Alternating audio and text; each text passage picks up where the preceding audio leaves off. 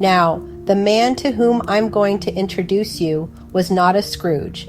He was a kind, decent, mostly good man, generous to his family, upright in his dealings with other men.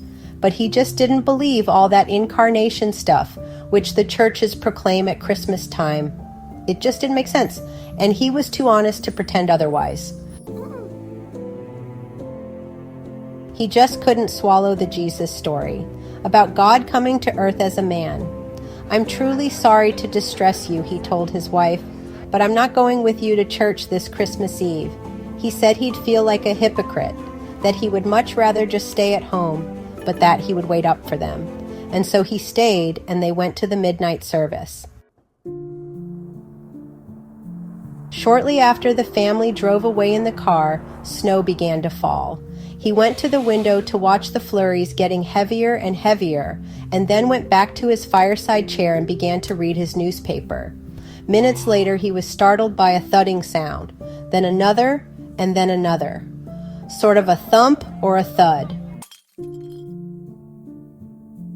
At first, he thought someone must be throwing snowballs against his living room window. But when he went to the front door to investigate, he found a flock of birds huddled miserably in the snow. They'd been caught in the storm and, in a desperate search for shelter, had tried to fly through his large landscape window. Well, he couldn't let the poor creatures lie there and freeze, so he remembered the barn where his children stabled their pony. That would provide a warm shelter if he could direct the birds to it. Quickly, he put on a coat, galoshes, and tramped through the deepening snow to the barn.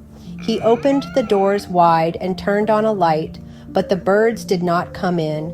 He figured food would entice them in, so he hurried back to the house, fetched breadcrumbs, sprinkled them on the snow, making a trail to the yellow, lighted, wide-open doorway of the stable. But, to his dismay, the birds ignored the breadcrumbs and continued to flap around helplessly in the snow. He tried catching them, he tried shooing them into the barn by walking around them waving his arms. Instead, they scattered in every direction except into the warm, lighted barn. And then he realized that they were afraid of him. To them, he reasoned, I am a strange and terrifying creature. If only I could think of some way to let them know that they can trust me, that I am not trying to hurt them, but to help them. But how? Because any move he made tended to frighten them, confuse them. They just would not follow. They would not be led or shooed because they feared him. If only I could be a bird, he thought to himself, and mingle with them and speak their language. Then I could tell them not to be afraid. Then I could show them the way to the safe, warm barn. But I would have to be one of them so they could see and hear and understand. At that moment, the church bells began to ring. The sound reached his ears above the sounds of the wind, and he stood there listening to the bells, adeste fidelis, listening to the bells pealing the glad tidings of Christmas, and he sank to his knees in the snow.